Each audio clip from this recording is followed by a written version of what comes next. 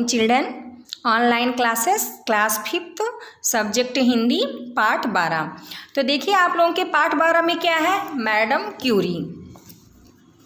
तो आइए हम अपना ये पाठ पढ़ते हैं। इस पाठ का हमारे क्या उद्देश्य है कि वैज्ञानिकों तथा उनके आविष्कारों के बारे में बताना आप लोगों को, और वैज्ञानिक बनने की प्रेरणा देना है, और आपके मन में लोक कल्याण की भावना को जागृत करना है। तो चलिए हम अपना पाठ पढ़ते हैं कि पाठ में हमारे क्या है।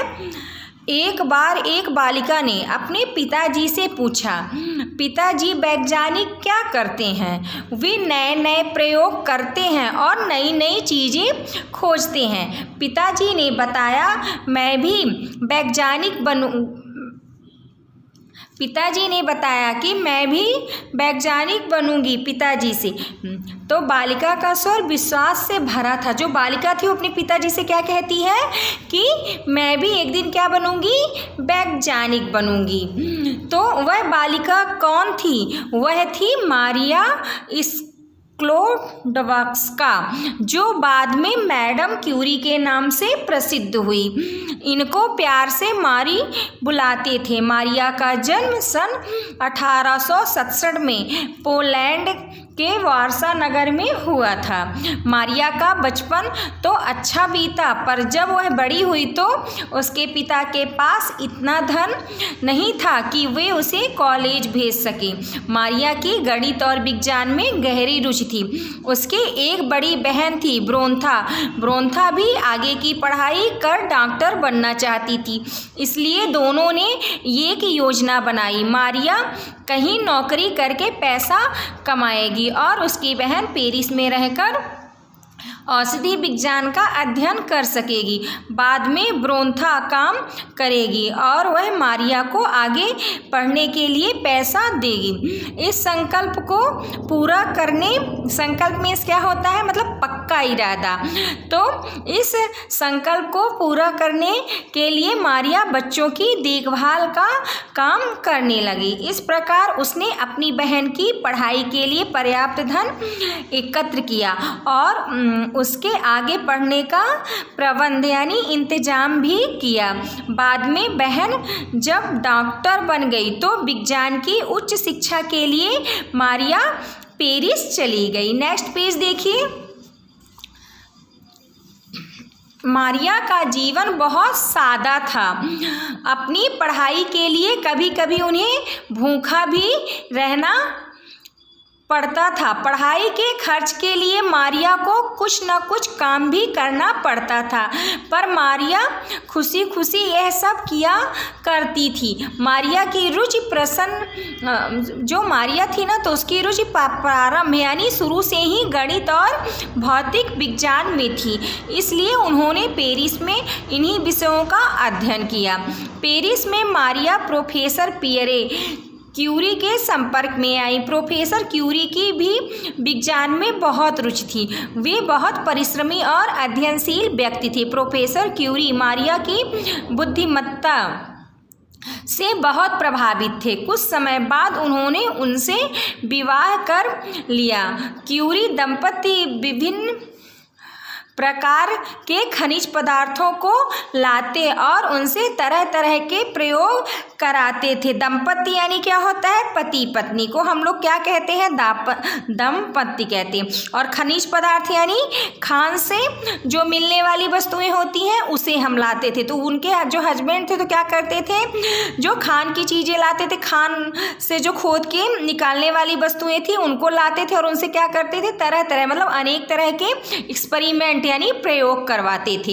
एक दिन मारिया की दृष्टि प्रयोगशाला के एक बर्तन से आती एक रोशनी पर पड़ी। वह खुशी से चिल्लाई, पियरे उस रोशनी को देखो। पियरे ने कहा, शायद बर्तन में कोई ऐसा खनिज पदार्थ है जो रोशनी देता है। मारिया बोली, अर्थात उस पदार्थ में अद्भुत शक्ति होगी। दोनों उस अद्भुत पदार्थ की खोज में जुट गए। उनकी मेहनत रंग लाई। उन्होंने दो नए पदार्थों को खोज निकाला था। मारिया ने एक का नाम अपने देश पोलैंड के नाम पर और पोलोनियम रखा तथा दूसरे का रेडियम उनकी इस खोज के लिए क्यूरी दंपति को सन 1903 का भौतिकी का नोबेल पुरस्कार दिया गया। 1906 में एक सड़क दुर्घटना में प्रोफेसर पियरे क्यूरी का देहांत हो गया, परंतु मारिया अपने पति के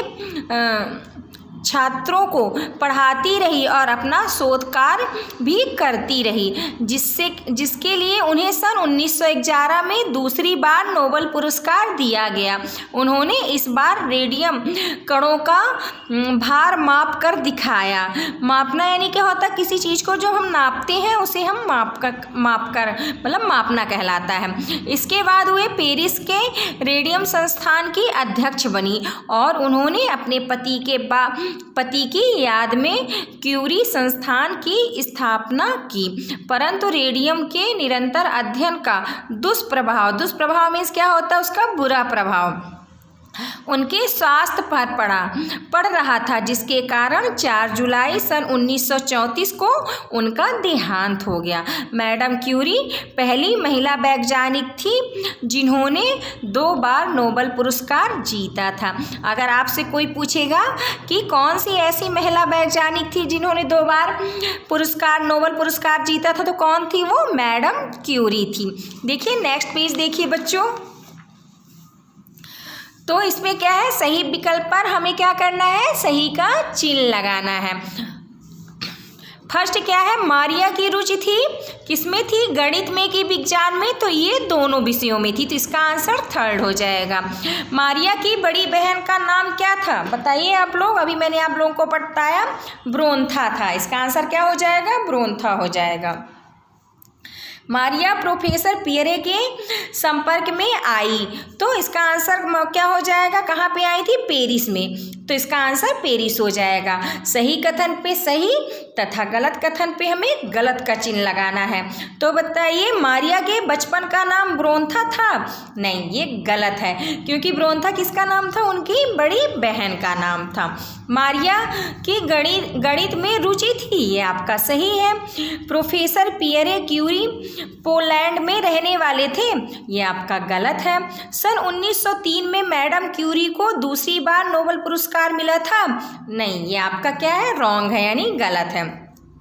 अब हमें प्रश्नों के उत्तर देना है। तो फर्स्ट क्वेश्चन क्या है, मैडम क्यूरी का जन्म कब और कहाँ हुआ था, तो मैडम क्यूरी का जन्म 1867 में पोलैंड के वारसा नगर में हुआ था। फिर सेकंड क्या है, मैडम क्यूरी के बचपन का नाम क्या था और उनका बचपन कैसे बीता, तो मैडम क्यूरी के बचपन का नाम मारिया था और मारिया का बचपन अच्छा बीता।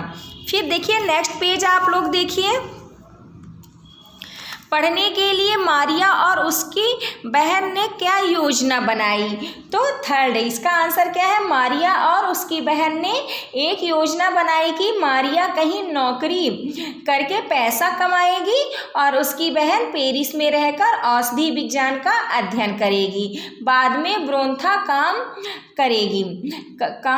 करेगी और वह मारिया को आगे पढ़ने के लिए पैसा देगी।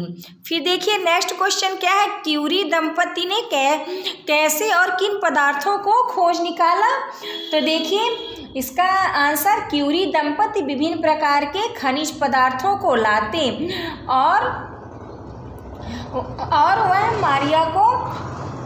वह क्या करते थे, जब विभिन्न तरह के खनिज पदार्थ लाते थे और उनसे तरह तरह के प्रयोग करते। एक दिन मारिया की दृष्टि प्रयोगशाला के एक बर्तन में आती एक रोशनी पर पड़ी,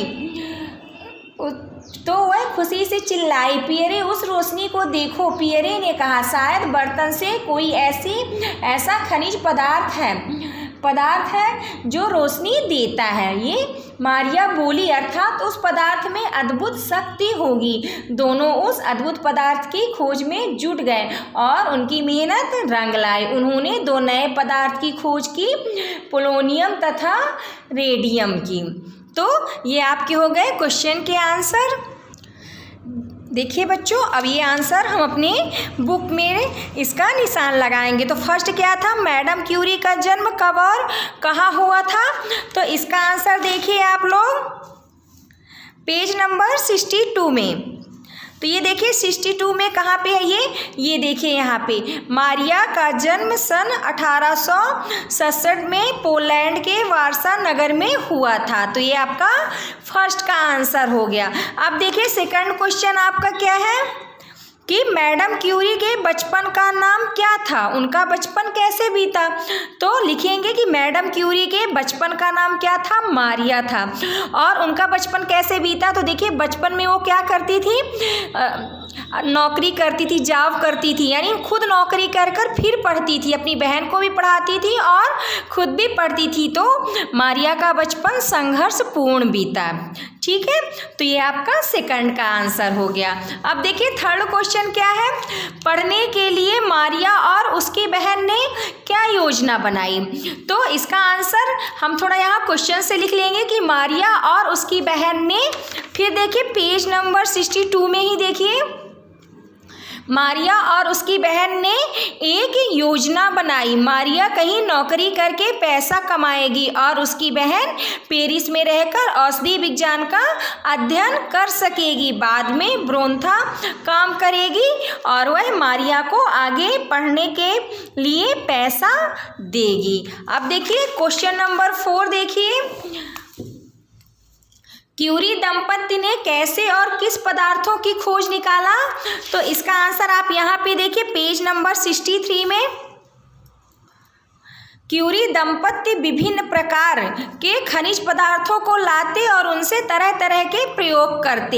एक दिन मारिया की दृष्टि प्रयोगशाला के एक बर्तन से आती एक रोशनी पर पड़ी। वह खुशी से चिल्लाई, पियरे उस रोशनी को देखो। पियरे ने कहा, शायद बर्तन में कोई ऐसा खनिज पदार्थ है जो रोशनी देता है। मारिया बोली, अर्थात उस पदार्थ में अद्भुत शक्ति होगी। दोनों उस अद्भुत पदार्थ की खोज में जुट गए और उनकी मेहनत रंग लाई। उन्होंने 2 नए पदार्थों को खोज निकाला था।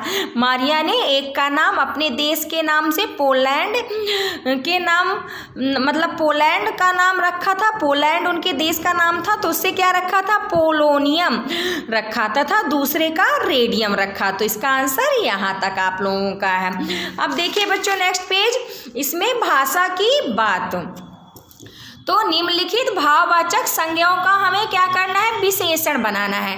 तो ये कुछ आपकी भाववाचक संज्ञाएं दी गई हैं, तो इसका चलिए हम लोग विशेषण बनाते हैं। तो बुराई का बुरा हो जाएगा, लोभ का लोभी हो जाएगा, अच्छाई का अच्छा हो जाएगा, परिश्रम का परिश्रमी हो जाएगा, सरलता का सरल हो जाएगा और स्वतंत्रता का स्वतंत्र हो जाएगा। वाक्यांशों के लिए सही शब्द पर हमें सही का चिन्ह लगाना है। तो फर्स्ट क्या है, जो साधारण ना हो, तो वो कौन है, असाधारण। साथ पढ़ने वाला आपका क्या कहलाता है, सहपाठी कहलाता है। जहाँ 2 रास्ते मिलते हों वो क्या कहलाता है, 2 राह कहलाता है। निम्नलिखित उपसर्गों से बनने वाले 3 शब्द लिखिए। तो उपसर्गों से देखिए कौन कौन से शब्द बनते हैं, स्वभाव।